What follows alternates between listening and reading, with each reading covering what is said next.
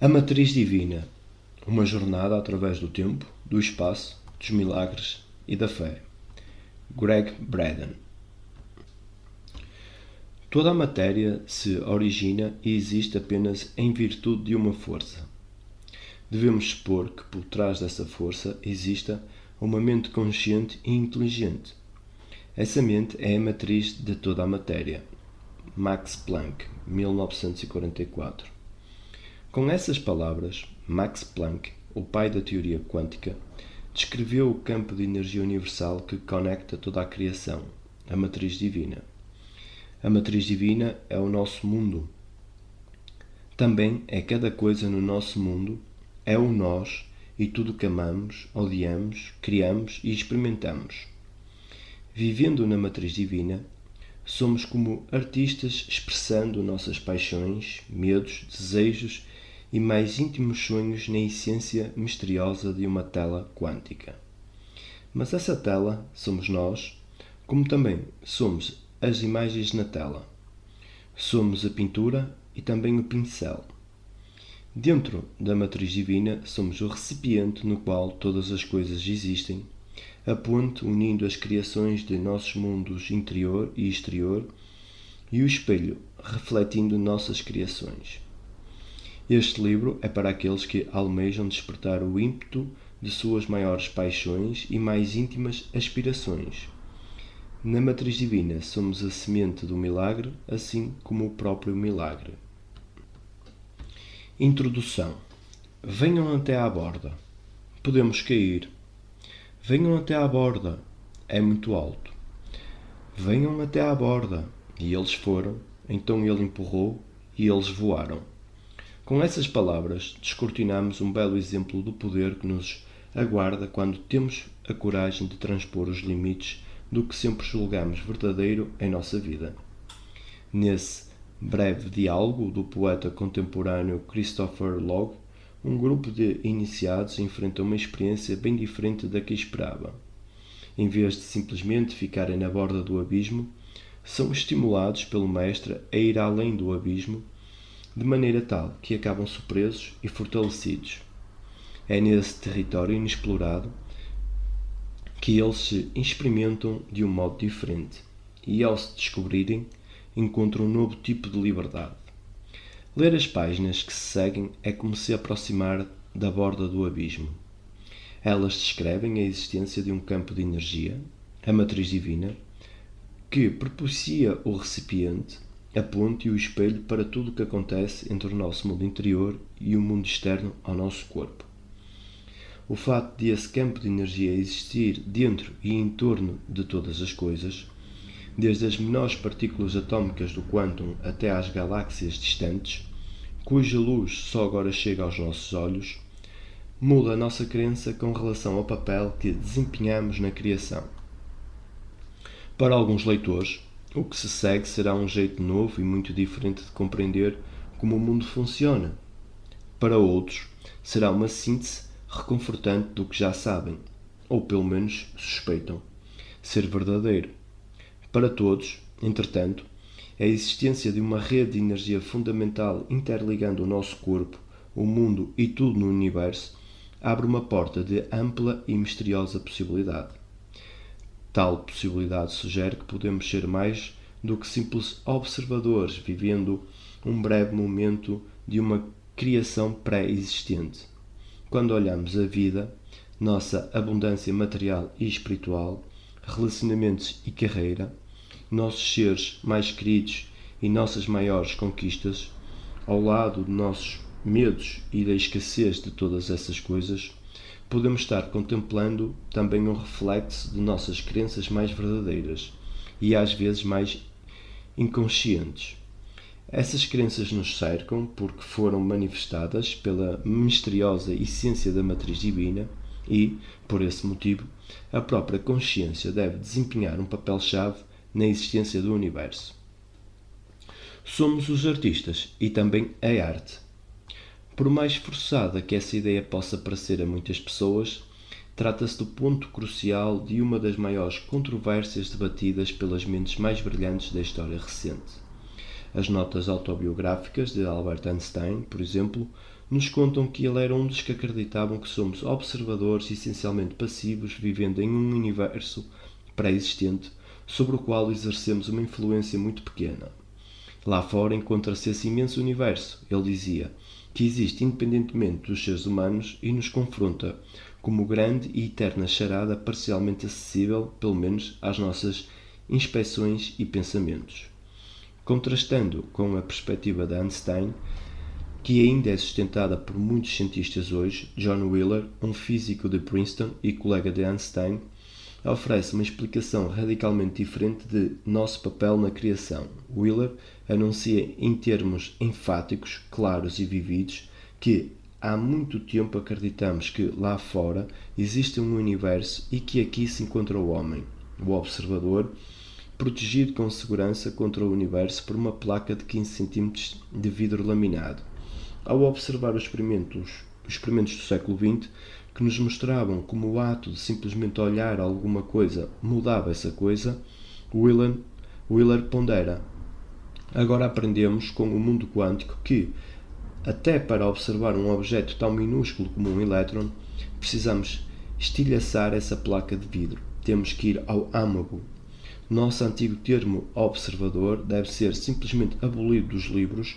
Deveremos substituí-lo por participante. Uma nova palavra. Que mudança! Wheeler faz uma interpretação radicalmente diferente da usual sobre como nos relacionamos com o mundo, afirmando que não conseguimos ficar apenas contemplando o universo acontecer. Os experimentos da física quântica realmente nos revelam que as propriedades de um elétron mudam enquanto ele está sob observação.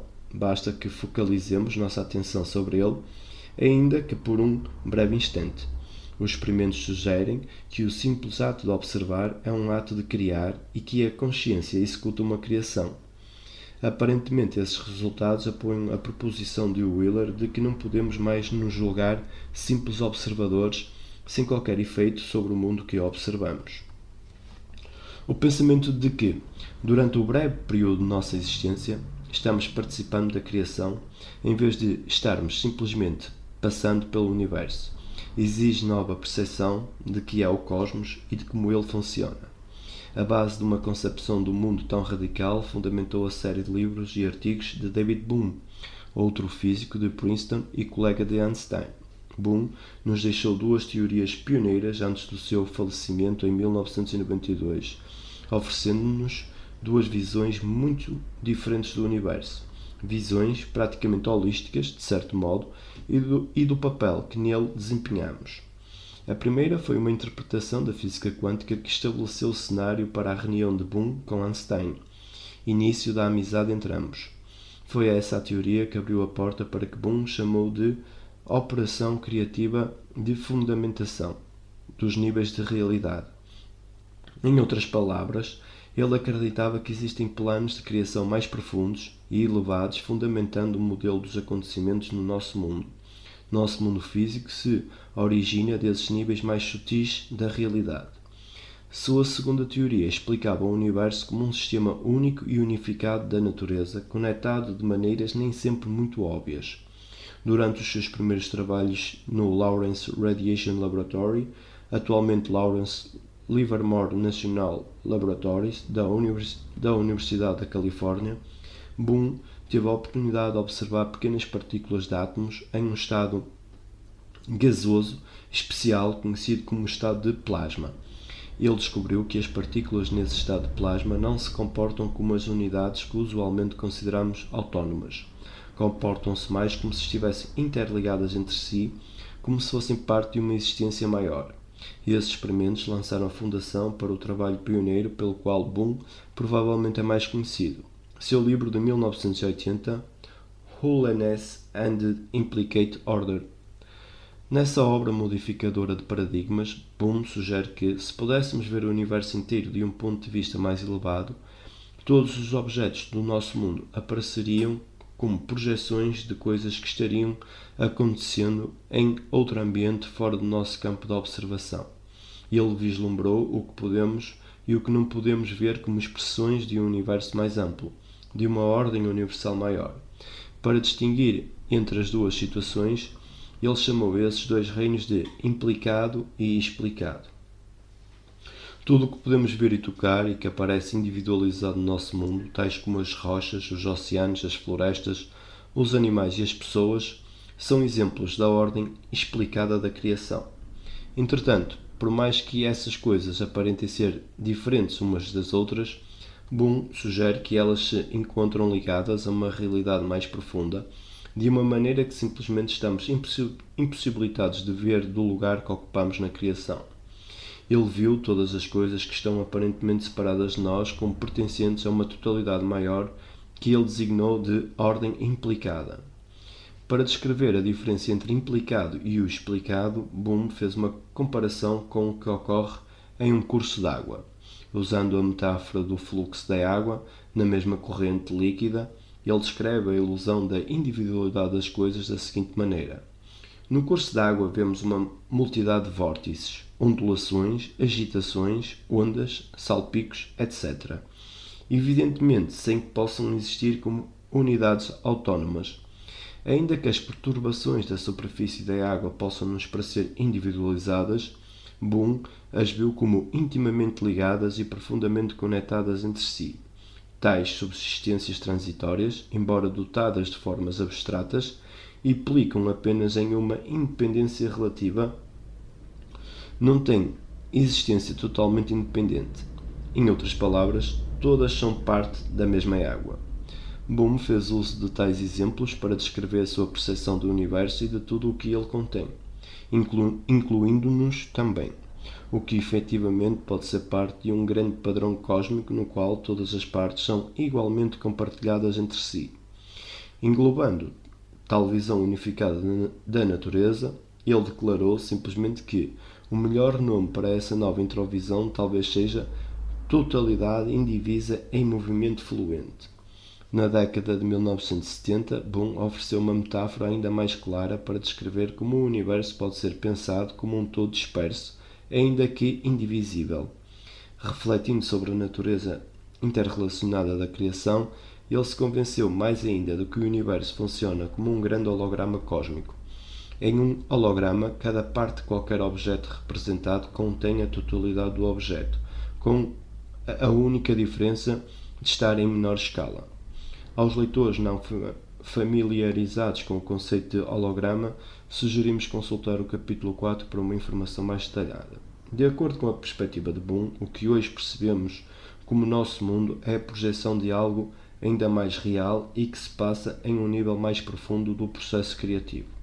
O original é o que se encontra no nível mais profundo, o do universo não manifestado, implicado.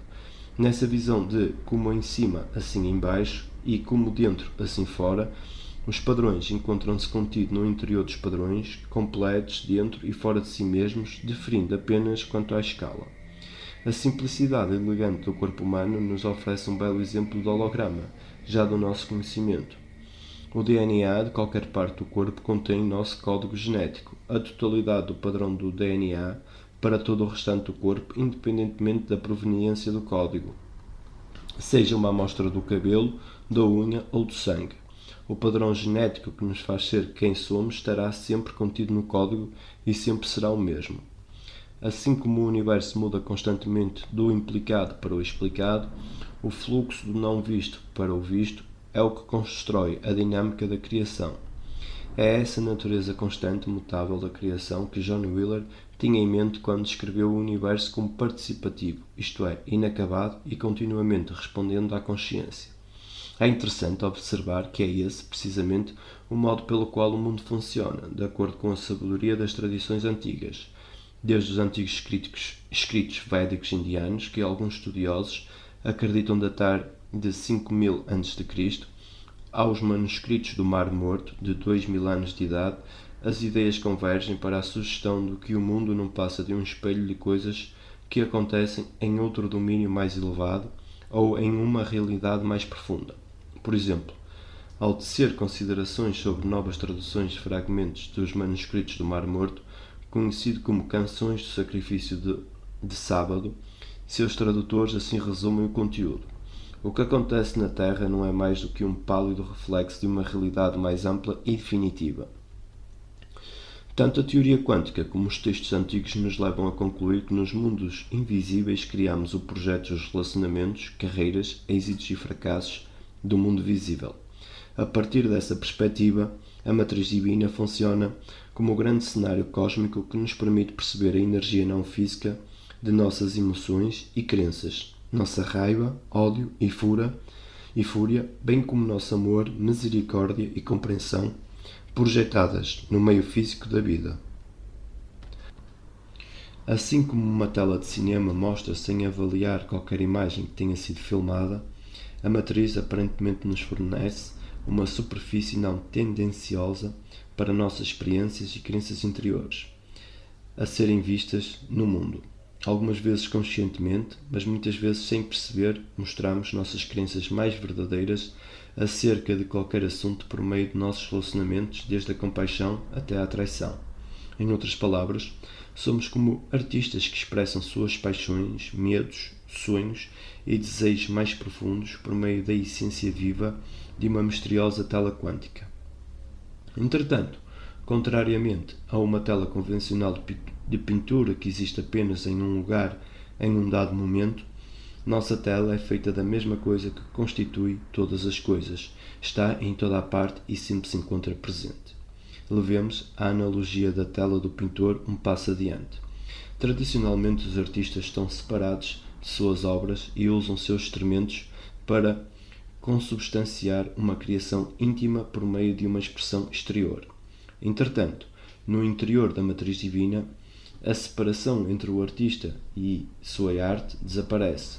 Somos a tela, mas também as imagens nela colocadas, somos os instrumentos, mas também o artista que deles faz uso. A simples ideia de criarmos de dentro de nossa própria criação nos faz lembrar um dos desenhos animados de Walt Disney, comuns nas televisões preto e branco nos idos das décadas de 1950 e 1960. Primeiramente, víamos a mão de um artista não identificável rabiscando em um bloco de desenho uma personagem bem conhecida, como por exemplo o Mickey Mouse. A imagem, uma vez concluída, subitamente era animada e ganhava vida.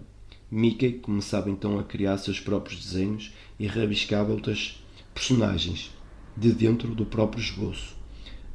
Repetidamente, o artista original não era mais necessário e saía da pintura, literalmente. Mickey e companheiros assumiam sua própria vida e personalidade e a mão não era mais visível em parte alguma. Enquanto todos na casa de faz de conta estivessem dormindo, toda a cozinha era uma alegria só. O açucareiro dançava com o saleiro e a xícara confraternizava agitadamente com a manteigueira. Os personagens já não tinham nenhuma ligação com o artista. Ainda que essa descrição possa ser considerada uma simplificação excessiva do funcionamento da matriz divina, ela é útil para ancorar nossa concepção, sutil e abstrata, de sermos criadores, criando de dentro de nossas criações. Assim como o artista aperfeiçoa a imagem até que ela represente exatamente o que tem em mente, assim fazemos, aparentemente, em muitos aspectos com as nossas experiências de vida por meio da matriz divina. Mediante nossa paleta de crenças, avaliações, emoções e preces, nós nos colocamos em relacionamentos, empregos e situações de apoio e deslealdades ocorridos com vários indivíduos em diversos lugares. Ao mesmo tempo, essas pessoas e situações muitas vezes nos parecem insistentemente familiares. Tanto como indivíduos como em conjunto, compartilhamos nossas criações de vida interior por meio do ciclo incessante dos momentos que se sucedem, dia após dia, continuamente. Como esse conceito é belo, bizarro e poderoso. Como o pintor que usa sem parar a mesma tela uma vez seguida de outra, na busca pela perfeita expressão de uma ideia, podemos nos ver como perpétuos artistas construindo uma criação que sempre muda sem nunca terminar. As implicações de estarmos cercados por um mundo maleável e de nossa própria lavra são vastas, poderosas e para alguns talvez um pouco assustadoras. Nossa capacidade de usar a matriz divina de maneira intencional e criativa subitamente nos dá forças para que mudemos o modo de perceber o nosso papel no universo. No mínimo, nos sugere que existe muito mais na vida do que acontecimentos ao acaso e sincronicidades ocasionais com as quais lidamos da melhor maneira possível. Por fim, o relacionamento com a essência quântica que nos conecta a tudo mais nos lembra que nós mesmos somos criadores. Como tais, podemos expressar nossos anseios mais profundos por cura, abundância, alegria e paz em tudo, do nosso corpo e vida até nossos relacionamentos. E podemos fazer isso conscientemente da maneira e no momento que escolhermos. Entretanto, assim como os iniciados do poema de Christopher Log, no começo desta introdução, estavam precisando de um empurrãozinho para conseguir alçar voo, todas essas possibilidades existem uma sutil, embora poderosa, mudança no modo que percebemos o mundo e nós mesmos. Nessa mudança, subitamente captamos nossos desejos íntimos, nossos ideais mais elevados e sonhos grandiosos. Por mais miraculosa que essa realidade possa parecer, todas essas coisas, e muito mais, estão dentro das possibilidades do mundo da matriz divina. O segredo não consiste em apenas perceber como ele funciona. Precisamos também dominar uma linguagem para comunicarmos nossos desejos de um modo que seja reconhecível por essa antiga rede de energia. Nossas tradições mais caras e antigas nos lembram que de facto existe uma linguagem para falarmos à matriz divina.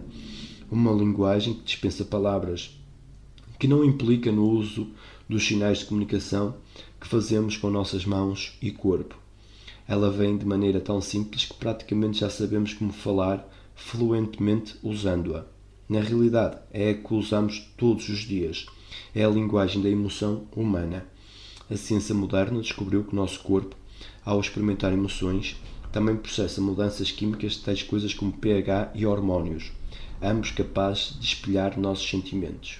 Mediante experiências positivas de amor, compaixão e perdão, por meio de emoções negativas de ódio, julgamento e inveja, somos dotados do poder de afirmar ou negar nossa existência a cada momento, todos os dias.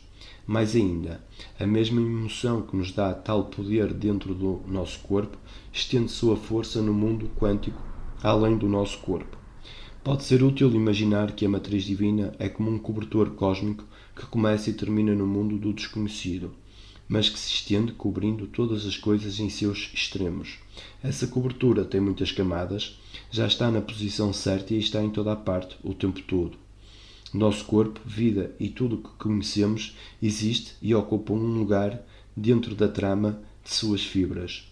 Desde o aquoso ambiente do útero materno até os casamentos, divórcios, amizades e carreiras, toda a nossa experiência pode ser imaginada como dobras nesse cobertor. De uma perspectiva quântica, tudo, desde os átomos da matéria, a folha do gramado até nosso corpo, o planeta e o que se encontra além, tudo isso pode ser pensado como uma perturbação no tecido liso desse cobertor espaço-temporal. Talvez não seja coincidência o fato de as antigas tradições espirituais e poéticas se assemelharem tanto ao descreverem o fenómeno da existência. As escrituras védicas, por exemplo, falam de um campo unificado de pura consciência que banha e permeia toda a criação.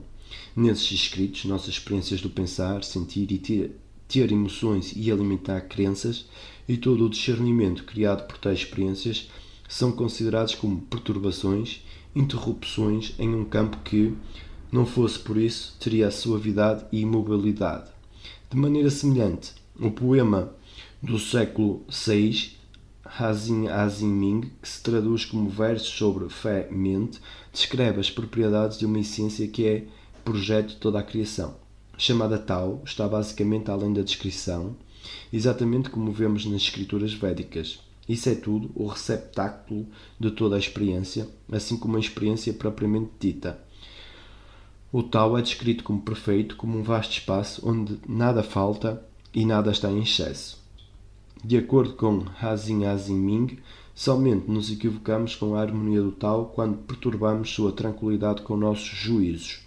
Quando isso ocorre inevitavelmente e nos encontramos enredados por sentimentos de raiva e separação, seu texto nos oferece diretrizes para remediar essa condição. Para entrar em direta harmonia com essa realidade, diga simplesmente quando a dúvida surgir: não dois. Nesse não dois, nada está separado, nada é excluído. Ainda que eu esteja disposto a admitir a perda de alguma noção romântica sobre a nossa vida ao admitirmos que somos um distúrbio na matriz, isso também nos oferece uma forma poderosa de conceitualizar o nosso mundo em nós mesmos.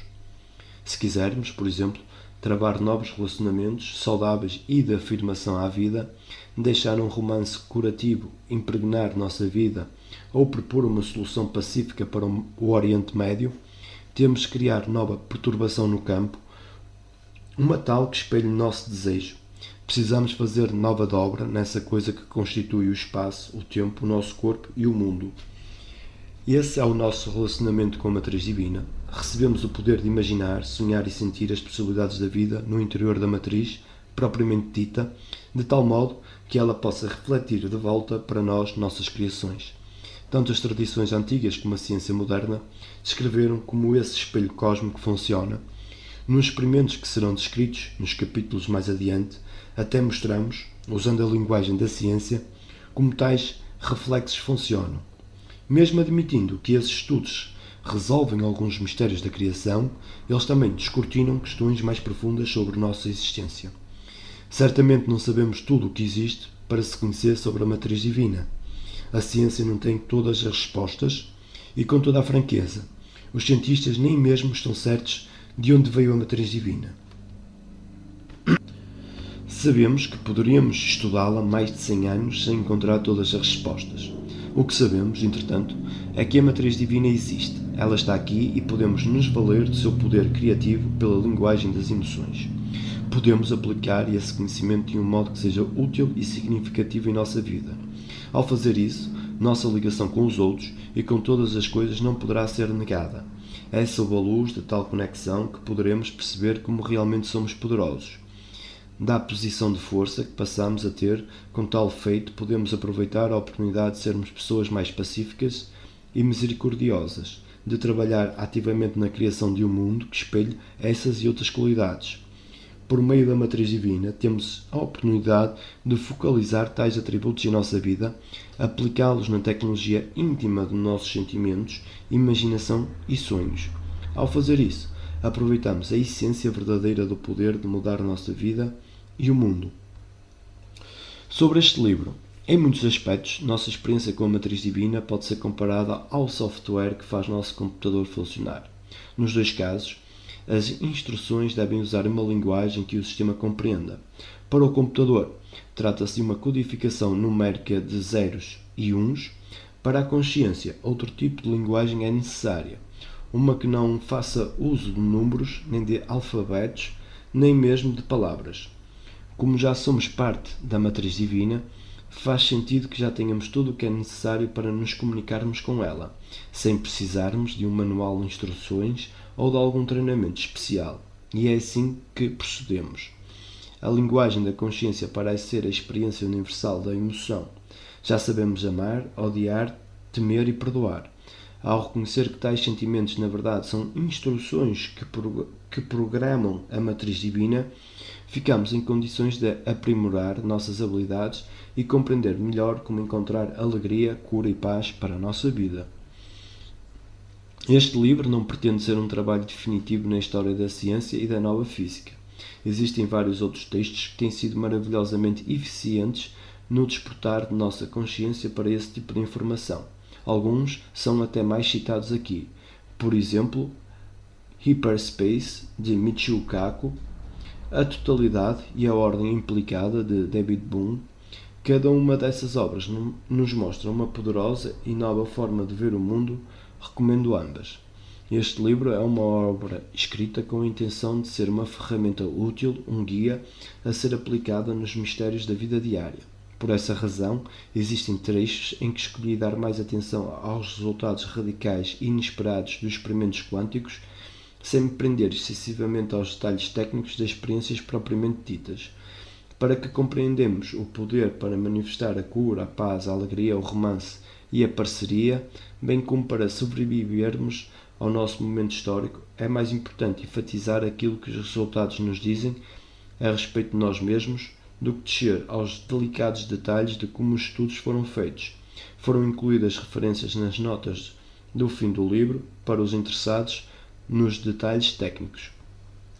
Para muitas pessoas, os progressos no mundo da física quântica são pouco mais do que fatos interessantes, assuntos a tratar em conferências, workshops ou na hora do cafezinho. Ainda assim, a despeito da profundidade das implicações e da elevada filosofia que possamos alcançar, as descobertas aparentam ter relevância mínima na nossa vida diária. Qual a utilidade, por exemplo, de sabermos que uma partícula de matéria pode estar em dois lugares ao mesmo tempo e que os elétrons podem se deslocar mais rapidamente do que Einstein havia previsto, se esse conhecimento não acrescentar nada à nossa vida? Somente quando pudermos estabelecer a ligação entre essas estonteantes descobertas e a cura do nosso corpo, ou nossa vivência em shopping centers, salas de estar, aeroportos e salas de aula, é que elas passarão a ter algum significado. É para transpor esse aparente abismo entre os mistérios do mundo quântico e nossas experiências do dia a dia que a Matriz Divina oferece uma ponte. Este livro nos leva à próxima etapa, além da descrição dos resultados, e ele explica como essas descobertas nos ajudam a melhorar como pessoas e como, juntos, construiremos um mundo melhor. Eu o escrevi para oferecer sentimentos de esperança, possibilidade e fortalecimento em um mundo que tantas vezes nos faz sentir perdidos, ineficazes e impotentes. Minha meta é chegar a tais resultados com uma prosa em estilo de conversa, capaz de descrever as impressionantes percepções da nova ciência de uma maneira interessante e fácil de ser compreendida. Minha experiência com apresentações ao vivo tem mostrado que para um entrosamento significativo com a audiência é importante respeitar a forma de aprendizado dos ouvintes. Independentemente de sermos mais orientados pelo hemisfério esquerdo do cérebro ou da intensidade do uso que fazemos do hemisfério direito, sentimos que, de fato, usamos os dois lados para compreender o mundo. E ainda que algumas pessoas confiem mais em um hemisfério do que em outro, é importante que respeitemos tanto a intuição como a lógica ao fazermos esse convite de dar um gigantesco salto na forma de encarar o mundo. Por esse motivo, a Matriz Divina foi escrito da mesma maneira que a trama de uma tapeçaria criada. Nestas páginas de si, descrições de casos pessoais e de experimentações diretas que puxam mais pelo hemisfério direito, com pesquisas e relatórios que privilegiam o hemisfério esquerdo e nos dão conta da razão por que tais histórias são importantes. Essa maneira de compartilhar informações tira dos dados a aparência de sabedoria de livros, ao mesmo tempo que conserva avanços científicos suficientes para que essas informações façam sentido. Assim como toda a vida provém de 4 bases químicas que criam o nosso DNA, o universo aparentemente se fundamenta em 4 características da Matriz Divina que fazem tudo funcionar da maneira que funcionam. O segredo para usufruirmos os poderes conferidos pela Matriz reside em nossa habilidade de aprender as 4 memoráveis descobertas que a unem à nossa vida de um modo sem precedentes. Descoberta 1. Existe um campo de energia conectando toda a criação. Descoberta 2. Esse campo desempenha o papel de receptáculo, ponto e espelho para nossas crenças íntimas. Descoberta 3. O campo está em toda a parte e é holográfico. As partes estão ligadas entre si e cada uma espelha o todo em escala menor. Descoberta 4. Nossa comunicação com o campo se faz pela linguagem da emoção. Está ao nosso alcance reconhecer e aplicar essas realidades que são determinantes de tudo, da restauração de nossa saúde ao sucesso em nossas carreiras. No final das contas, nossa sobrevivência como espécie pode estar diretamente ligada à nossa capacidade e desejo de compartilhar práticas afirmativas de vida provenientes de uma visão do mundo quântico unificado. Para fazer justiça aos imensos conceitos decorrentes da Matriz Divina, escrevi este livro em 3 partes, cada qual cobrindo uma das implicações-chave do campo. Em vez de criar uma conclusão formal no final de cada parte, ressaltei os conceitos importantes sob a forma de um sumário em linha e chamei o conceito de princípios, designados por um número, princípio 1, princípio 2 e assim por diante. Para referência rápida, uma listagem dos 20 princípios pode ser encontrada no final do capítulo 8.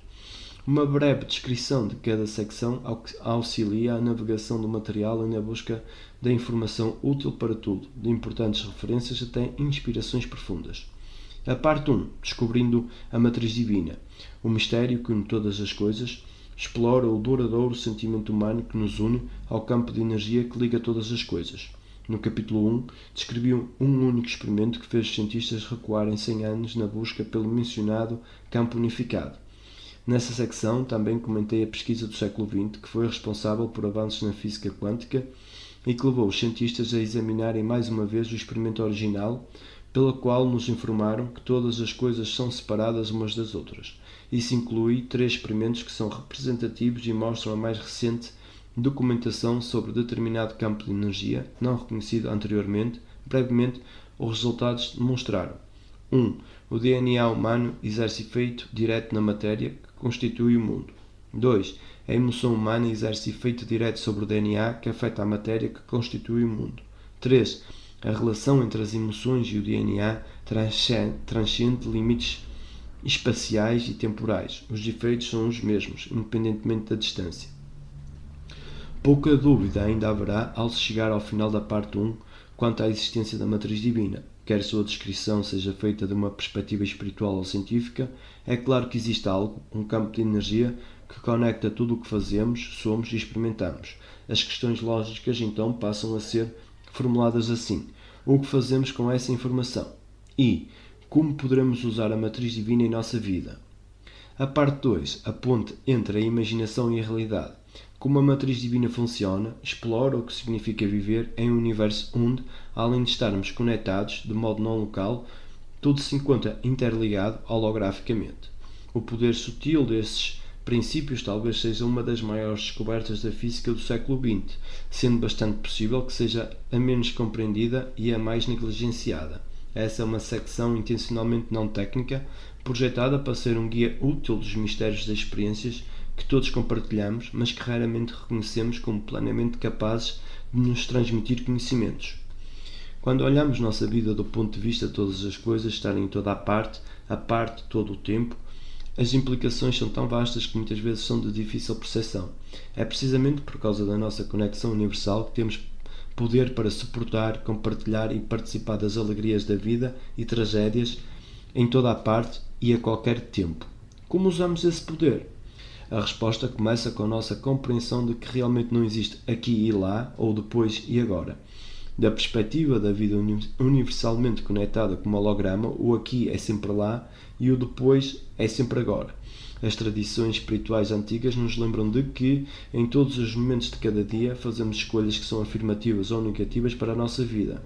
Em cada instante, escolhemos nos nutrir de maneira que contribuirá para fortalecer ou para enfraquecer nossa vida, para afirmar a vida pela respiração profunda ou para negá-la pela rasa, pelos pensamentos e falas que vão elevar ou denegrir a imagem de outras pessoas. Pelo poder de nossa consciência não local e holográfica, como cada uma dessas escolhas, aparentemente insignificante, tem consequências que se estendem além dos lugares e momentos de nossa vida. Nossas escolhas individuais se combinam e se tornam nossa realidade coletiva, e isso é o que torna as descobertas tão excitantes e assustadoras. Pela compreensão desses fatos percebe-se a razão por que nossas aspirações, pensamentos e preces já estarem sempre em seus destinos, que não somos limitados pelo nosso corpo ou pelas leis da física, que apoiamos nossos seres queridos em toda a parte, seja no campo de batalha ou na sala de diretoria, sem ao menos sair de casa, que temos o potencial para nos tornarmos saudáveis instantaneamente, que existe a possibilidade de visão através do tempo e do espaço sem que ao menos precisemos abrir os olhos. Parte 3. Mensagens da Matriz Divina. Vida, amor e cura na consciência quântica mergulha diretamente nos aspectos práticos do que significa viver no campo unificado de energia e também no seu efeito sobre os acontecimentos de nossa vida, com exemplos de sincronicidades e coincidências poderosos, atos de cura intencional e o que nossos mais íntimos relacionamentos nos mostram. Essa secção serve como modelo para que possamos reconhecer o que experiências semelhantes poderiam fazer em nossa vida. Mediante várias histórias de caso, compartilho o poder, a ironia e a clareza de como eventos aparentemente insignificantes na nossa vida estão na verdade mostrando a nós mesmos quais são nossas crenças mais profundas e verdadeiras.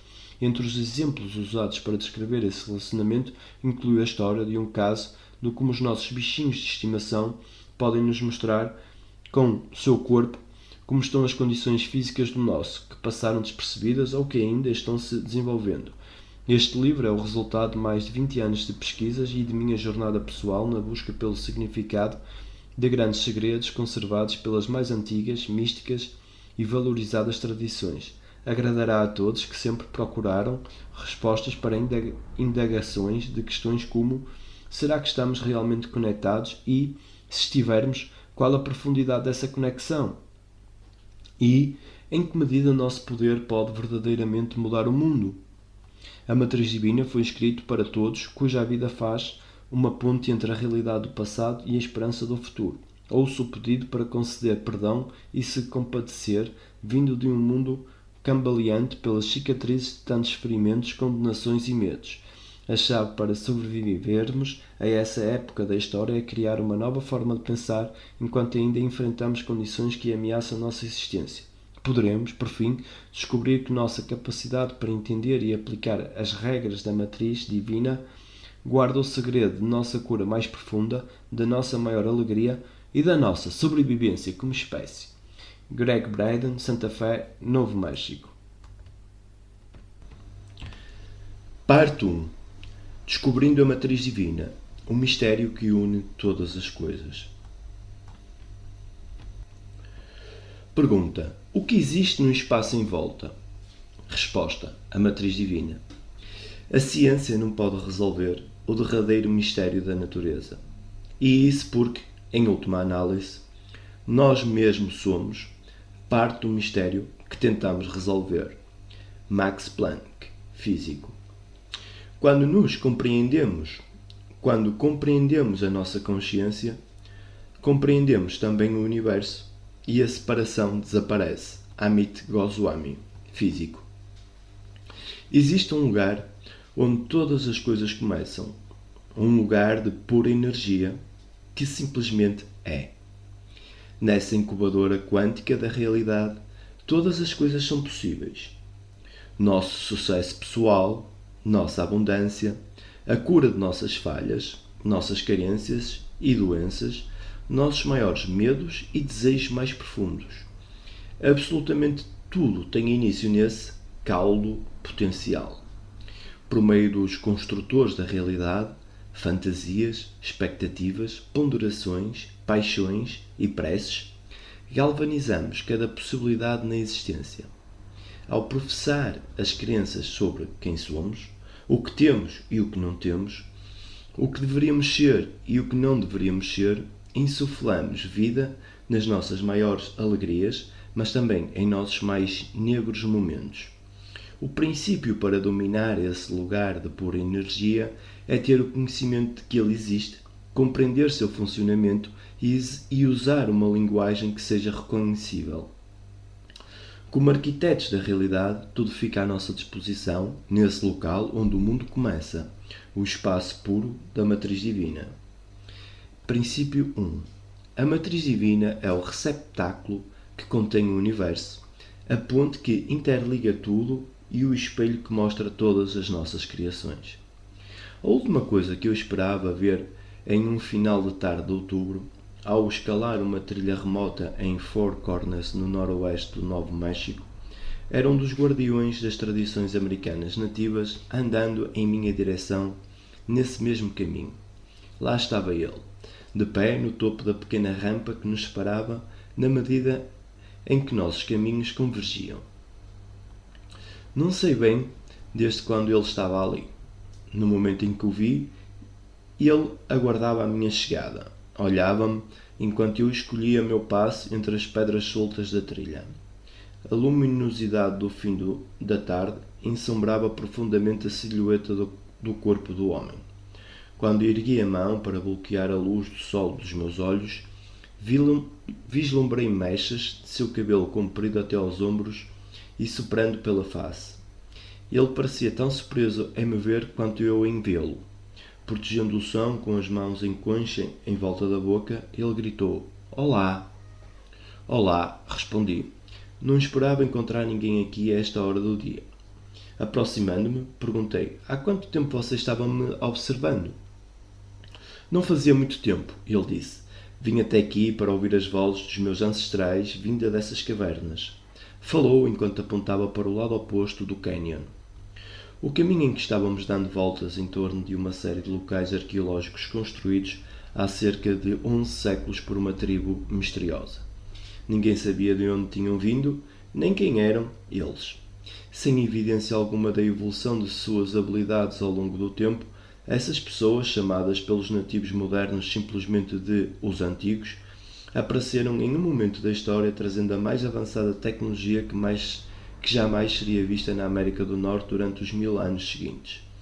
Dos edifícios de 4 andares e perfeitas câmaras quivas, estruturas cerimoniais arredondadas, subterrâneas, aos amplos sistemas de irrigação e colheitas sofisticados que garantiam o sustento da população, o lugar parecia ter surgido do nada num belo dia. E, de repente, os que tinham construído foram embora, simplesmente desapareceram. Os antigos nos deixaram preciosas pistas para nos dizer quem eles eram. Com exceção da arte rupestre, nas paredes do canyon, nunca foram encontrados registros históricos sobre o fato.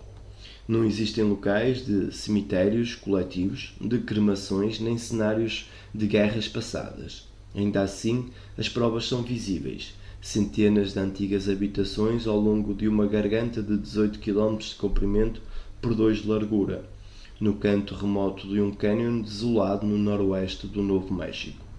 Eu já havia estado nesse lugar outras vezes para caminhar, imerso na estranha beleza dessa desolação aberta e para sentir o passado. Nesse entardecer de outubro, tanto o nativo quanto eu havíamos chegado ao meio do deserto no mesmo dia e pela mesma razão. Enquanto trocávamos ideias sobre os segredos que o lugar ainda escondia, meu novo amigo me contou uma história. Uma vez, há muitos anos, o mundo era bem diferente do nosso mundo de hoje em dia. Começou o nativo, guardião da sabedoria. Existiam menos pessoas. Vivíamos mais perto da terra. As pessoas entendiam a linguagem da chuva, as colheitas e o grande Criador. Sabiam até mesmo como falar com as estrelas e os povos do céu. Estavam cientes de que a vida é sagrada e que ela vinha do casamento da Mãe Terra com o Pai Céu. Era uma época em que tudo estava em equilíbrio, as pessoas eram felizes. Senti alguma coisa muito antiga crescendo dentro de mim, enquanto ouvia ecoando a calma voz do homem pelo arenito das paredes rochosas em volta. De repente, sua voz ficou triste. Então, alguma coisa aconteceu, ele disse. Ninguém realmente sabe o porquê, mas as pessoas começaram a se esquecer de quem eram. Ao se esquecerem, começaram a se sentir separadas da terra, separadas umas das outras e até mesmo de quem as havia criado. Ficaram perdidas, vagando pela vida, sem nenhuma direção ou destino. Nesse estado de segregação, acreditam que deviam lutar para sobreviver aqui neste mundo, para defender-se das mesmas forças que lhe concederam a vida, que tinham aprendido a viver com tanta harmonia e confiança. Logo passaram a se proteger energeticamente do mundo em que viviam, em vez de viverem em paz com o mundo que estava dentro deles. Imediatamente a história que ele contava encontrou ressonância em mim. Enquanto ouvia, eu identificava a descrição perfeita de como procedem os seres humanos hoje em dia. Nossa civilização, sem sombra de dúvida, focaliza mais o mundo em nossa volta do que o nosso mundo interior, com exceção de poucas culturas isoladas e de alguns remotos bolsões de tradições ainda remanescentes. Gastamos centenas de milhões de dólares todos os anos defendendo-nos de doenças e tentando controlar a natureza. Ao fazermos isso, com toda a probabilidade, ficamos ainda mais desgarrados de uma posição de equilíbrio com o mundo natural. O guardião da sabedoria havia conquistado a minha atenção. A questão agora era: para onde ele ia levando tal história? Ainda que eles tenham esquecido quem eram, intimamente a dávida de seus ancestrais continuava existindo, ele prosseguiu. Ainda havia uma memória vivendo dentro deles. Durante a noite dormiam e sonhavam que ainda tinham o poder da cura corporal, de fazer chover quando necessário e de falar com os ancestrais. Sabiam que, de algum modo, poderiam encontrar, uma vez mais, seu antigo lugar no mundo natural.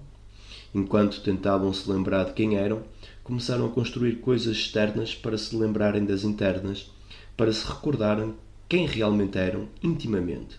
Com o passar do tempo, chegaram até a construir máquinas de curar, fabricar produtos químicos para fertilizar seus plantios e esticar fios para se comunicarem a longas distâncias. Quanto mais se distanciavam de seus poderes interiores, mais atravancada a sua vida ficava com as coisas que eles acreditavam que iam torná-los mais felizes. Enquanto escutava, eu percebi o paralelo inconfundível entre a narração sobre essas pessoas e a nossa civilização hoje. Nossa civilização ficou impregnada de sentimentos de impotência quanto a nos prestar ajuda ou fazer um mundo melhor. Com bastante frequência sentimos-nos desamparados ao vermos pessoas queridas aprisionadas aos grilhões da dor ou na dependência dos vícios. Acreditamos não ter poder para minorar o sofrimento causado por doenças horríveis que nenhum ser vivo deveria ser obrigado a enfrentar. Podemos esperar apenas pela paz que resgatará nossos entes queridos e os trará de volta dos campos de batalha estrangeiros.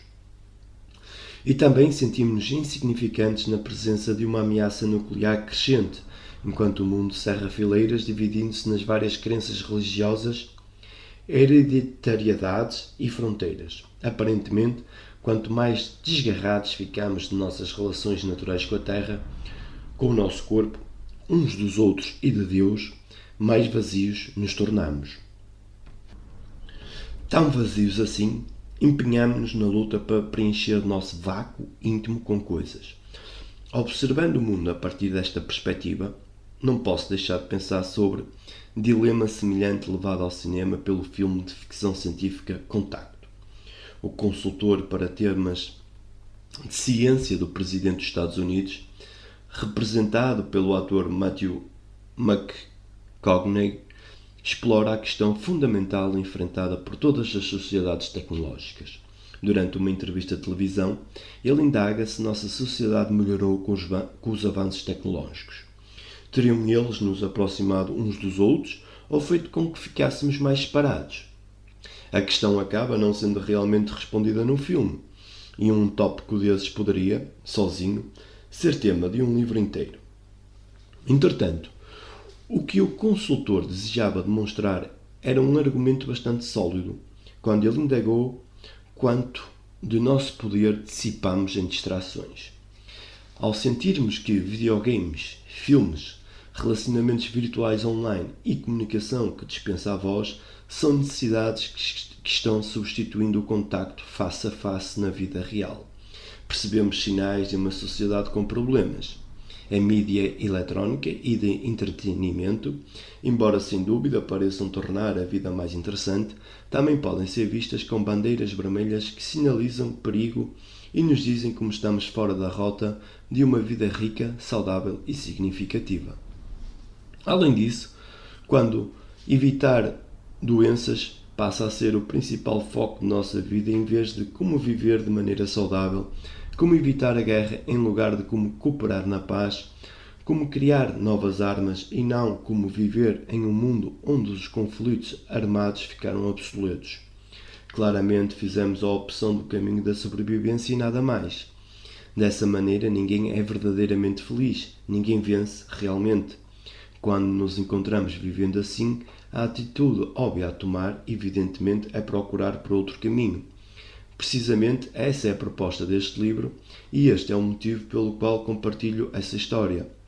Como a história termina? Perguntei ao nativo, guardião da sabedoria. As pessoas encontraram finalmente o poder e se lembraram de quem eram. Nesse momento do dia, o sol já tinha desaparecido por trás das escarpas do desfiladeiro e, pela primeira vez, eu podia ver melhor com quem estava falando. O homem queimado de sol em minha frente deu um amplo sorriso ao ouvir minha pergunta. Ficou quieto por um instante, depois sussurrou. Ninguém sabe, porque a história ainda não terminou. As pessoas que se perderam são nossos ancestrais, somos nós que estamos escrevendo o final dessa história. O que você acha? Depois disso, só voltei a vê-lo poucas vezes, em vários locais das regiões e comunidades que ambos amávamos. Entretanto, lembro-me dele muitas vezes até hoje. Enquanto observo como se desdobram os eventos no mundo, lembro-me dessa história e pergunto-me se ainda chegaremos a ver como termina durante nossa vida.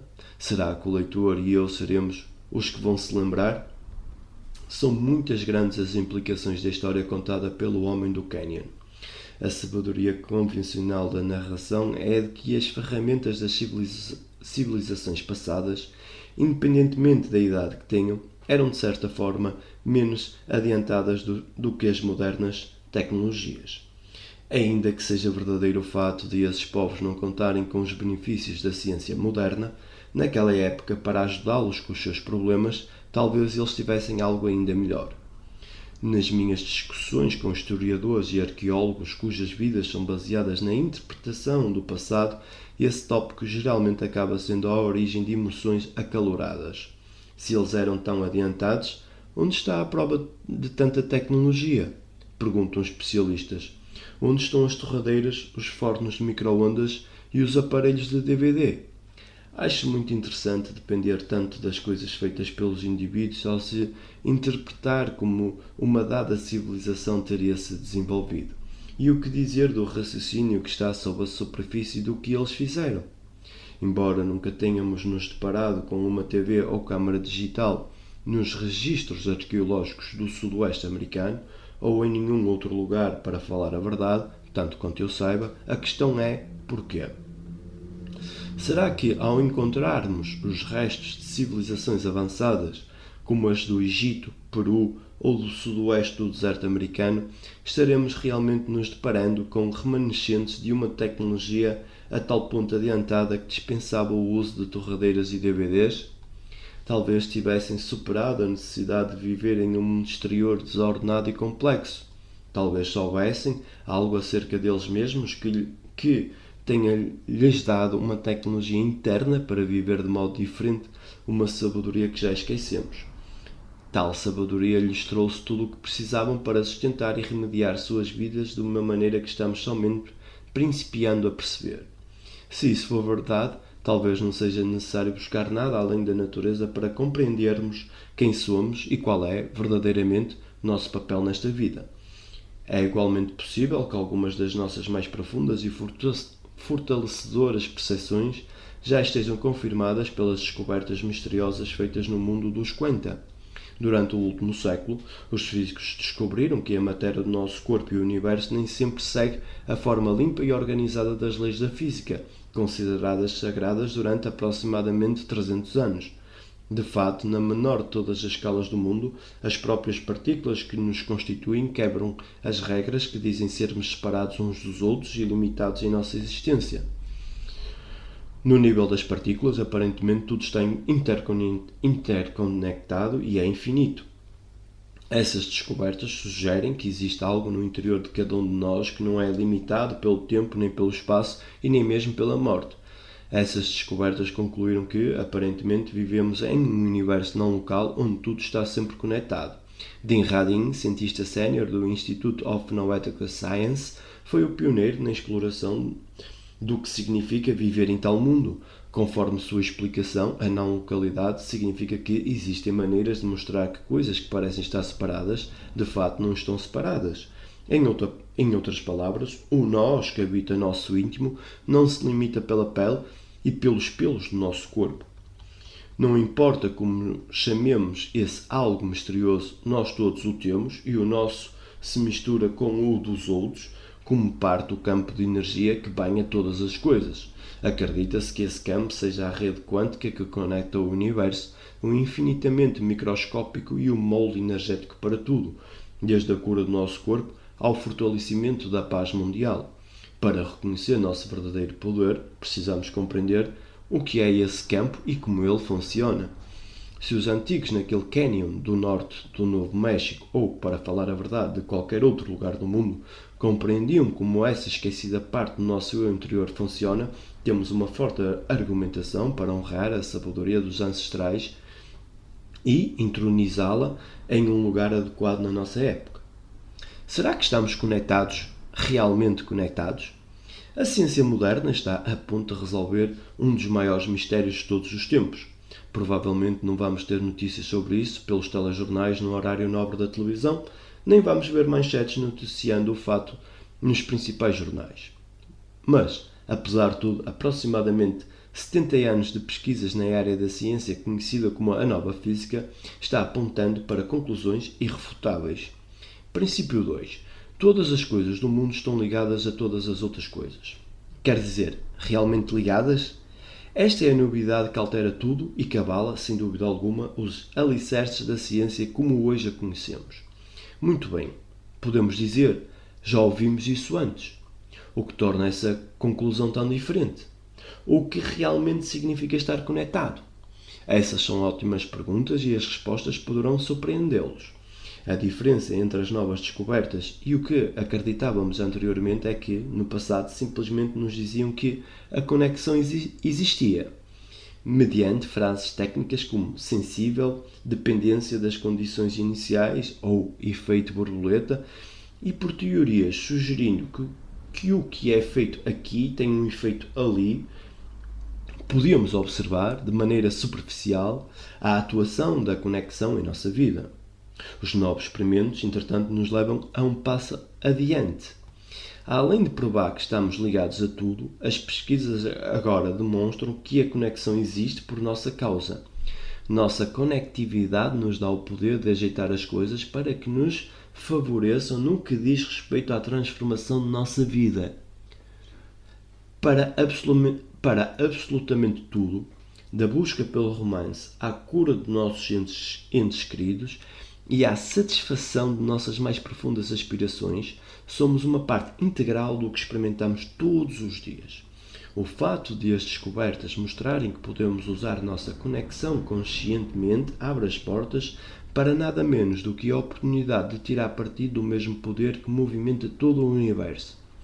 Por meio da unidade que está no interior do seu corpo, do meu e do corpo de todos os seres humanos do planeta, temos uma comunicação direta com a mesma força que cria tudo, dos átomos às estrelas, ao DNA da vida.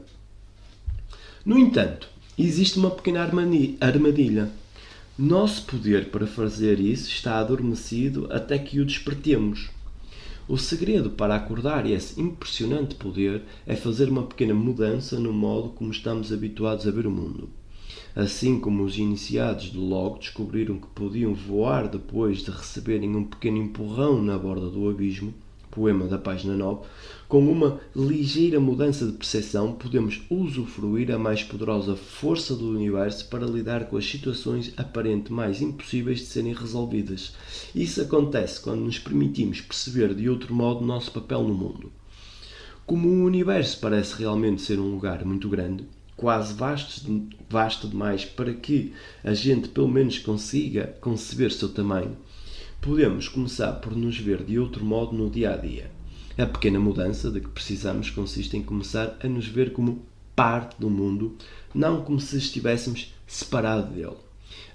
A maneira de nos convencermos de que realmente somos um com tudo o que vemos e experimentamos é compreender como estamos unidos e o que tal conexão significa. Princípio 3. Para usufruirmos da força do universo propriamente dito, precisamos nos ver como parte do mundo, não como se estivéssemos separados dele. Pela conexão com tudo, a coisa da qual o universo é feito, ondas e partículas de energia, aparentemente quebra as leis do tempo e do espaço da maneira como estamos habituados a interpretá-las. Ainda que os detalhes pareçam mais algo ligado à ficção científica, eles são bem reais. As partículas de luz, fótons, por exemplo, já foram observadas como capazes de dupla localização, isto é, de se situarem precisamente no mesmo instante em dois locais diferentes separados por muitos quilómetros. do DNA do nosso corpo aos átomos de todo o restante, as coisas na natureza parecem compartilhar informações com mais rapidez do que foi previsto por Albert Einstein para o deslocamento de qualquer coisa, mais rapidamente do que a velocidade da luz. Em alguns experimentos, os dados chegam aos respectivos destinos até mesmo antes de deixarem seus locais de origem. Historicamente, acreditava-se que tais fenómenos fossem impossíveis, mas, aparentemente, eles não apenas são possíveis, como também podem nos mostrar algo mais do que simplesmente as interessantes anomalias de pequenas unidades da matéria. A liberdade de movimento que as partículas quânticas demonstram pode revelar como o restante do universo funciona quando olhamos além dos conhecimentos da física. Conquanto esses resultados possam ser parecidos com algum enredo futurístico de um episódio das Jornadas nas Estrelas, eles estão sendo observados agora sob o escrutínio dos cientistas de hoje em dia. Individualmente, os experimentos que produzem tais efeitos são certamente fascinantes e merecem uma investigação mais detalhada. Considerados em conjunto, entretanto, eles também sugerem que nós podemos não estar tão limitados pelas leis da física quanto imaginávamos. Talvez as coisas sejam capazes de viajar mais rapidamente do que a velocidade da luz e talvez elas possam estar em dois lugares ao mesmo tempo. E se as coisas têm essa capacidade, será que nós também temos? Essas são precisamente as possibilidades que entusiasmam os inovadores de hoje e que mexem com a nossa imaginação.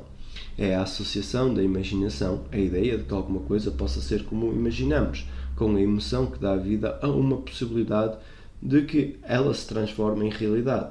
A manifestação se inicia com o desejo de abrir espaço em nossas crenças para alguma coisa que por hipótese não existe. Criamos essa alguma coisa pela força da consciência e da percepção.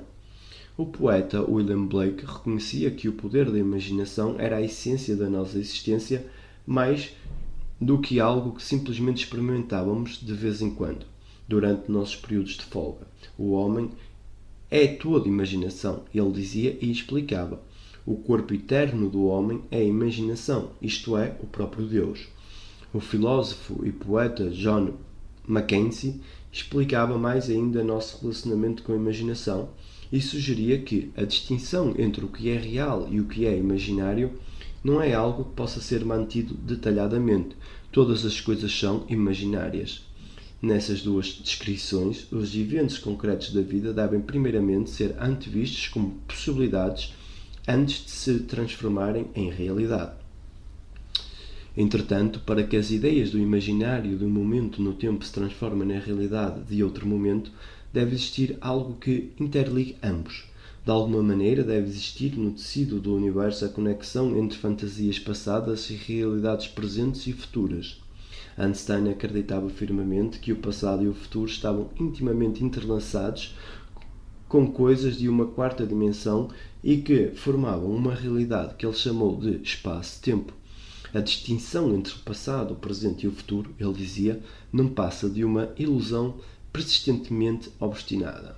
Dessa maneira, por meios que nós apenas começamos a compreender, concluímos estar conectados não somente com tudo aquilo que vemos em nossa vida hoje, mas também com tudo o que já existiu, bem como com coisas que nem aconteceram ainda. E o que estamos experimentando agora é o resultado dos eventos que ocorreram, pelo menos parcialmente, no âmbito do universo visível. As implicações desses relacionamentos são imensas. Em um mundo onde um campo inteligente de energia conecta tudo, desde a paz mundial até as curas pessoais, o que pode ter parecido mera fantasia e milagres antigamente, de repente se transforma em um acontecimento possível de suceder em nossa vida.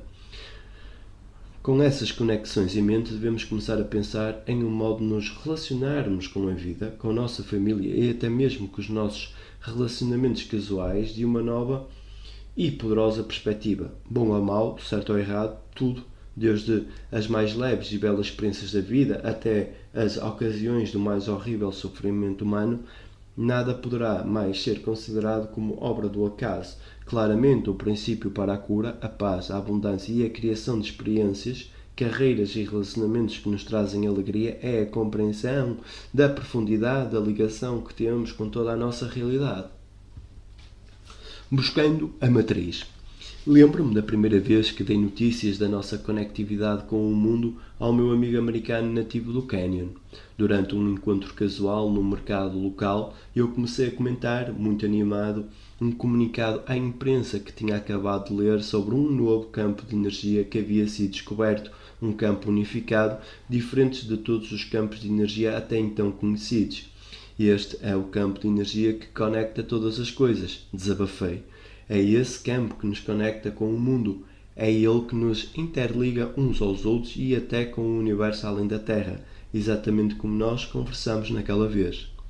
Meu amigo havia calado, como de hábito, respeitando minha agitação. Depois de algum tempo, ele tomou uma respiração profunda e replicou com a mesma franqueza que eu já tinha visto tantas vezes antes. Foi honesto e direto ao âmago da questão. Pois bem, ele disse, então você acaba de descobrir que tudo está interligado. Isso é o que o nosso povo vem dizendo há tantos anos. Muito bom que sua ciência também tenha chegado à mesma conclusão. Se um campo inteligente de energia realmente desempenha um papel tão importante na maneira como o universo funciona, por que então, só agora, vieram nos dar a notícia? Acabamos de emergir do século XX, época em que os historiadores podem certamente considerar como o mais notável período da história. Não foi preciso mais do que uma única geração para que aprendêssemos como acionar o poder do átomo, armazenar uma livraria do tamanho de um quarteirão urbano dentro de um chip de computador e ler e manipular o DNA da vida. Como poderíamos ter logrado tantas maravilhas científicas e ainda assim termos deixado passar a descoberta mais importante de todas, a compreensão única que nos possibilita chegar à própria aptidão para criar? A resposta a essa pergunta é surpreendente. Em um passado não muito distante, os cientistas tentaram resolver o mistério da existência ou não de uma ligação nossa a um campo de energia inteligente, mediante a demonstração cabal da própria existência ou não de tal campo.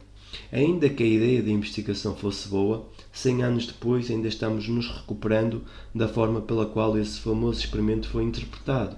Como resultado disso, durante a maior parte do século XX, se algum cientista ousasse mencionar a existência de um campo unificado de energia, interligando todas as coisas de um espaço que estaria vazio, sem o tal campo, certamente seria alvo de chacota na sala de aula e arriscaria sua posição académica na universidade. Com raras exceções, essa não era uma concepção aceita, nem mesmo tolerada em discussões científicas sérias. Entretanto, nem sempre as coisas foram assim. Ainda que continue sendo um mistério essa conectividade no universo, têm ocorrido inúmeras tentativas de batizar tal fenómeno, de dar-lhe um nome como uma maneira de reconhecer sua existência. Nos sutras budistas, por exemplo, o reino do grande deus Hidra é descrito como o lugar onde se origina toda a rede que interliga a totalidade do universo. Muito distante, na morada celestial do grande deus Indra, existe um ninho maravilhoso feito por um ardiloso artesão de tal modo que ele se estende em todas as direções. Na história do surgimento da tribo Hopi diz que o ciclo atual do globo terrestre começou há muito tempo, quando a aranha-avó emergiu no vazio do mundo. A primeira coisa que ela fez foi girar a rede que interliga todas as coisas e, por meio dela, criar o lugar onde seus filhos pudessem viver. Os que acreditavam, desde os tempos dos antigos gregos, no campo universal de energia interligando todas as coisas, davam-lhe o nome de éter. O éter era considerado como a própria essência do espaço na mitologia grega, era descrito como o ar respirado pelos deuses. Tanto Pitágoras como Aristóteles o identificavam como sendo o misterioso quinto elemento da criação, aquele que se seguia aos 4 primeiros tão conhecidos: fogo, ar, água e terra. Posteriormente, os alquimistas continuaram a usar as palavras dos gregos para descrever o nosso mundo, uma terminologia que persistiu até o nascer da ciência moderna. Contradizendo a visão tradicional da maioria dos cientistas de hoje em dia, algumas das maiores mentes da história não somente acreditavam na existência do éter, como levaram tal crença a um patamar superior. Diziam que era necessário que o éter existisse para que as leis da física funcionassem como funcionam. Sir Isaac Newton, o pai da moderna ciência, durante os anos de 1600, Usou a palavra éter para descrever a substância invisível que permeia todo o universo e que ele acreditava ser responsável pela força da gravidade e pelas sensações experimentadas pelo corpo humano. Ele a imaginava como um espírito vivo, ainda que reconhecesse a falta de um equipamento adequado para validar sua crença nos tempos que vivia. Foi somente no século XIX que James Clerk Maxwell, autor da teoria eletromagnética, veio a oferecer formalmente uma descrição científica do éter que interliga todas as coisas. Ele o descreveu como uma substância material de espécie mais sutil que os corpos visíveis e que se supõe existir em regiões do espaço aparentemente vazias. Muito recentemente, já no século XX, algumas das mentes científicas mais respeitadas ainda faziam uso da terminologia antiga para descrever a essência que preenche o espaço vazio.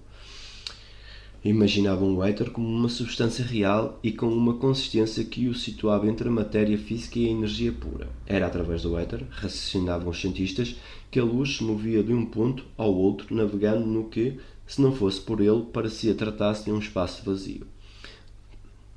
Não posso não pensar no éter, possível base de um campo eletromagnético com energia e vibrações, como provido de um certo grau de consistência, por mais diferente que possa ser de toda a matéria comum, afirmou em 1906 o físico ganhador do Prémio Nobel Hendrik Lorentz. As equações de Lorentz foram as que deram a Einstein um instrumental para desenvolver sua revolucionária teoria da relatividade. Ainda que as suas teorias parecessem prescindir do éter no universo, o próprio Einstein acreditava que alguma coisa seria descoberta para explicar como o vazio do espaço era ocupado e afirmava: o espaço sem o éter é inimaginável. De uma forma semelhante ao modo de pensar de Lorentz e dos antigos gregos, que acreditavam ser essa substância um meio através do qual as ondas se deslocavam, Einstein afirmava que o éter era necessário para que as leis da física pudessem existir. Num espaço sem éter, não apenas seria impossível a propagação da luz, mas também não seria possível existir padrões para o espaço e o tempo. Embora por um lado parecesse que Einstein concordava com a possibilidade do éter, por outro lado ele advertia que o éter deveria ser considerado como energia no seu sentido mais usual. O éter não pode ser imaginado como provido das qualidades características de um meio ponderável, como se consistisse de partículas que pudessem ser acompanhadas ao longo do tempo. Assim, ele descrevia como conseguia manter a compatibilidade entre a existência do éter, mesmo levando em conta a sua natureza não convencional e suas teorias. Ainda hoje, a simples menção de campo de éter provoca debates acalorados sobre a sua possível não existência. Impossível esquecer um experimento famoso, levado a cabo justamente para provar, de uma vez por todas, a existência ou não do éter universal. Como é frequente nesse tipo de investigação, o resultado levantou mais questionamentos e controvérsias, em vez de resolver a questão. O maior experimento falho da história. Executado há mais de 100 anos, o experimento do éter recebeu o nome dos dois cientistas que o imaginaram, Albert Michelson e Edward Morley. O experimento Michelson-Morley tinha como único objetivo determinar, sem deixar margem a dúvidas, a existência ou não do misterioso éter do universo. O experimento, ansiosamente esperado durante tanto tempo e proposto como meio de verificação dos resultados de uma experiência semelhante executada em 1881, foi o burburinho do momento entre os membros da comunidade científica reunida em 1887 no laboratório que atualmente é o Case Western Reserve University. Em última análise, essa experiência teve consequências que nem as melhores mentes do final do século XIX poderiam ter imaginado. O pensamento por trás do experimento era inovador, sem dúvida alguma. Michelson e Morley raciocinaram que o éter, se realmente existisse, deveria se apresentar como uma forma de energia presente em todos os lugares, sempre em repouso, sem movimento algum. E se tal fosse verdade, a passagem da Terra através desse campo no espaço deveria criar um movimento que poderia ser medido. Assim como somos capazes de detectar o ar que agita os trigais dourados nas planícies do Kansas, também deveríamos ser capazes de identificar a brisa do éter. Michelson e Morley batizaram esse fenómeno hipotético de vento do éter. Todos os pilotos concordam que o tempo necessário para se deslocarem de um lugar para o outro pode ser consideravelmente reduzido se o avião voar a favor das correntes atmosféricas. E sabem também que a resistência do ar em sentido contrário pode acrescentar horas ao tempo de voo, dada a dificuldade de deslocamento imposta ao avião ao voar contra o fluxo do ar. Michelson e Morley então pensaram em lançar raios de luz em sentidos opostos e simultaneamente.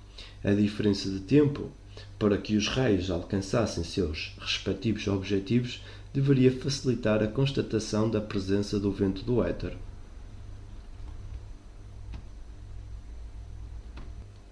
Bem como viabilizar a medição da intensidade de seu fluxo. Ainda que o experimento fosse uma boa ideia, os resultados surpreenderam todos os envolvidos. Foi concluído que o equipamento usado por Michelson e Morley não havia detectado nenhum vento de éter. Ambos os experimentos conduzidos em 1881 e 1887 aparentemente levavam à mesma conclusão: não existia nenhum vento de éter. De acordo com o renomado American Journal of Science, a interpretação de Michelson sobre os resultados da experiência ficou conhecida como o mais bem-sucedido experimento falho da história. Os resultados mostraram ser incorreta a hipótese do campo estacionário de éter e a conclusão inescapável é que a hipótese está errada. Conquanto o experimento possa ter sido considerado falho com relação a comprovar a existência do éter, o que realmente demonstrou é que o campo de éter pode não se comportar de modo como os cientistas imaginaram originalmente. O fato de não ter sido detectado no movimento não significa que o éter não estivesse presente. Imagine se colocássemos a mão acima da cabeça para comprovar se o vento existe ou não. Esta conclusão é semelhante, embora grosseiramente, ao mesmo raciocínio que se seguiu ao experimento feito em 1887, o do que o ar não existe por não sentirmos brisa alguma. Os cientistas modernos, ao aceitarem aquele experimento como comprobatório da não existência do éter, agiram admitindo a hipótese de que no nosso universo as coisas acontecem de maneira independentemente umas das outras. Admitiram que aquilo que um indivíduo faz em uma parte do mundo não guarda relação alguma com outras áreas, nem exerce efeito alguma sobre alguém que esteja a meio planeta de distância. Pode-se argumentar com alguma razão que esse experimento fundamentou-se em uma visão do mundo que tem exercido profundo impacto em nossa vida e na Terra. Como uma consequência desse modo de ver as coisas, nós governamos nações, levamos energia até às cidades, testamos bombas atómicas e exaurimos os recursos do planeta, acreditando que aquilo que fazemos em um lugar não provoca impacto em outro. Desde 1887 temos baseado o desenvolvimento de uma civilização inteira acreditando que cada coisa está separada de todo o restante, sem perceber que essa premissa simplesmente foi demonstrada não ser verdadeira pelos experimentos mais recentes.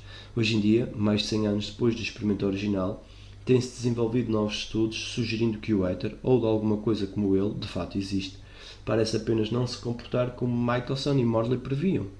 Ao acreditarem não existir movimento algum no campo do éter e ao pensarem que ele seria constituído de eletricidade e magnetismo como as outras formas de energia descobertas em meados de 1800, eles estavam buscando o éter como teriam procurado qualquer outra forma de energia convencional. Mas o problema é que o éter está longe de ser convencional. Em 1986, a revista Nature publicou um despretensioso relatório intitulado simplesmente Relatividade Especial. Suas implicações abalaram fundamentalmente as bases do experimento de Michelson, Morley e também tudo o que acreditamos com relação à nossa conexão com o mundo. Tratava-se de uma experiência sob o patrocínio da Força Aérea dos Estados Unidos, levada a cabo por um cientista chamado E. W. Silbertuf.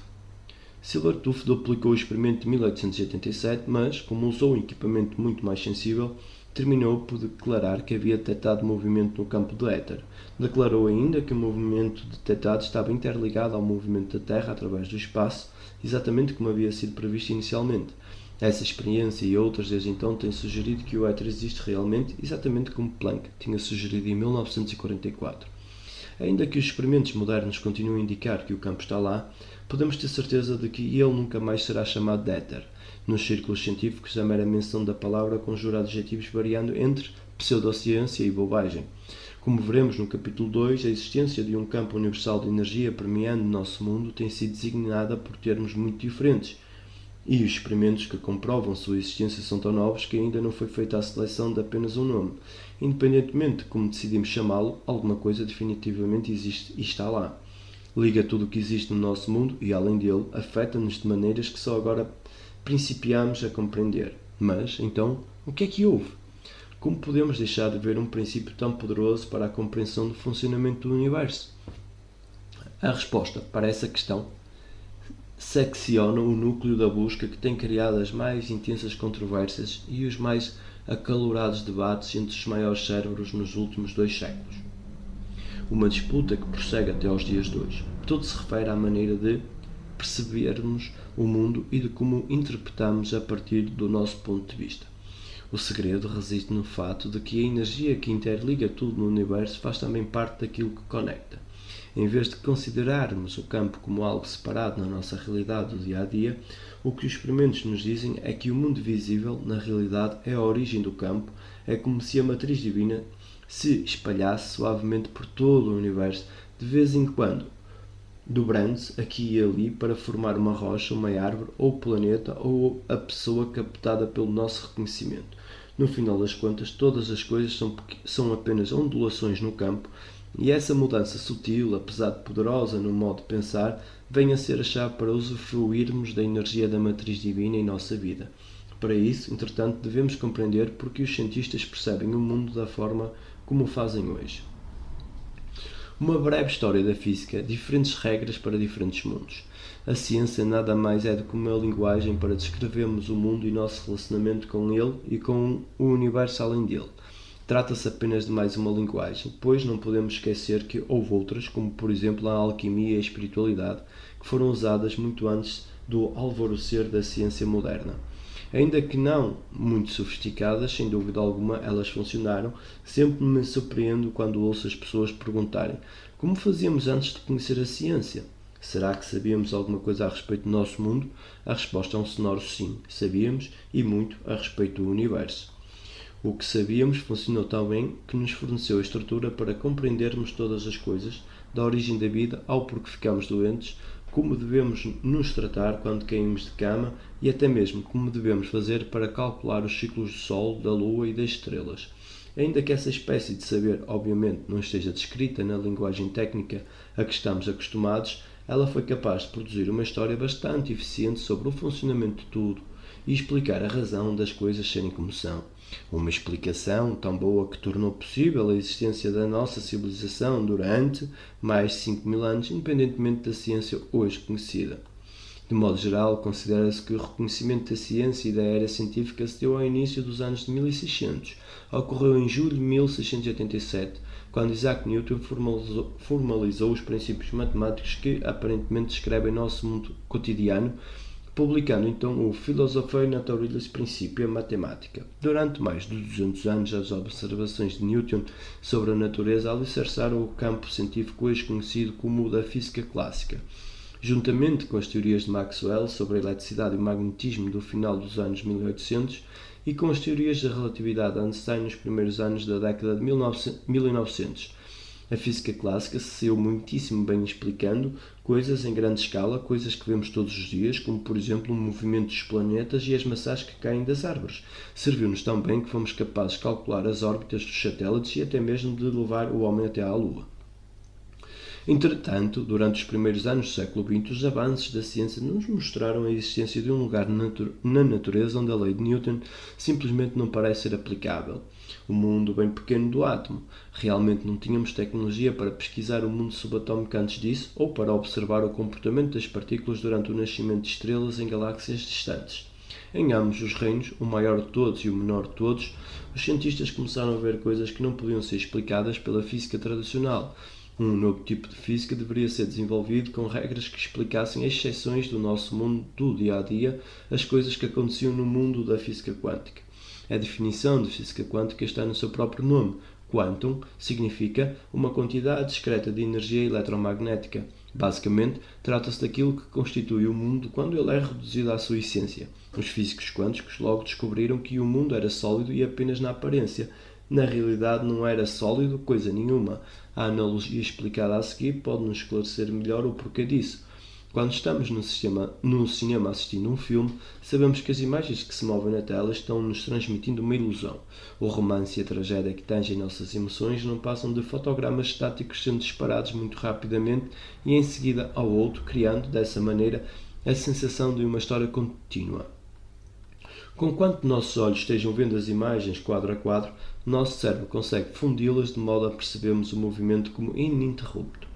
Os físicos quânticos acreditam que o nosso mundo funciona de uma maneira bastante semelhante.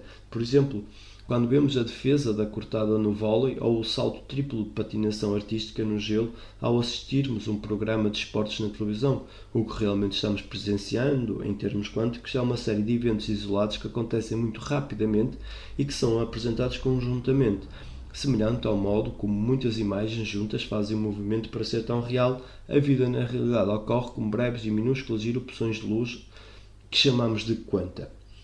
O quanta da vida acontece de maneira tão rápida que, salvo se formos donos de um cérebro treinado para operar de modo diferente, como em alguns casos da prática da meditação, o que ele faz é simplesmente tirar uma média dos pulsos para criar uma ação ininterrupta, semelhante àquela que nos prende quando assistimos à televisão. A física quântica estuda, portanto, tudo o que acontece em uma escala muito pequena de forças subjacentes ao nosso mundo físico. A aparente diferença entre o modo de funcionamento do mundo quântico e a do mundo cotidiano fez com que surgissem duas escolas entre os cientistas e os físicos contemporâneos, a clássica e a quântica. Cada uma dessas escolas tem sua própria teoria de apoio. O grande desafio tem sido compatibilizar essas duas maneiras tão diferentes entre si de ver as coisas em um único modo de enxergar o universo, a teoria unificada. Para isso, torna-se necessário que exista alguma coisa que preencha o que nós percebemos como o espaço vazio. Mas o que poderia ocupá-lo? Resumo do longo caminho rumo à teoria unificada. 1687. Física newtoniana. Isaac Newton publica suas leis de movimento e a ciência moderna começa. É uma visão que percebe o universo como sendo um sistema mecânico de massas onde o espaço e o tempo são absolutos. 1867. Física da teoria do campo. James Clerk Maxwell propõe a existência de forças que não podem ser explicadas pela física de Newton. Seus trabalhos de pesquisa, juntamente com os de Michael Faraday, apontam para a descoberta de um universo constituído de campos de energia que interagem uns com os outros. 1900. Física quântica. Max Planck publica a sua teoria do mundo como lampejos de energia chamada quanta. Os experimentos na escala quântica mostram que a matéria existe como probabilidades e tendências, não como coisas absolutas, e sugere que a realidade pode não ser exatamente tão real ou sólida, afinal de contas. 1905. Física da relatividade. A visão do universo por Albert Einstein perturba a física newtoniana. Einstein propõe que o tempo seja relativo em vez de absoluto. Um aspecto essencial da relatividade é a consideração de que o espaço e o tempo não podem ser separados, coexistem em uma quarta dimensão. 1970. Física da teoria das cordas. Os físicos formulam teorias que descrevem o universo como constituído por minúsculas cordas vibrantes que podem ser usadas para explicar tanto as observações do mundo quântico como as do mundo do dia-a-dia. A teoria é formalmente aceita pelas principais correntes de pensamento da comunidade dos físicos em 1984, passando a ser vista como uma possível ponte de união com todas as outras teorias. 20. Nova e melhorada teoria unificada da física. Algum dia, no futuro, os físicos descobrirão uma maneira de explicar a natureza holográfica de que observamos no universo quântico, bem como aquilo que percebemos diariamente no mundo. Elas formularão equações para unificar suas explicações em uma única história consistente.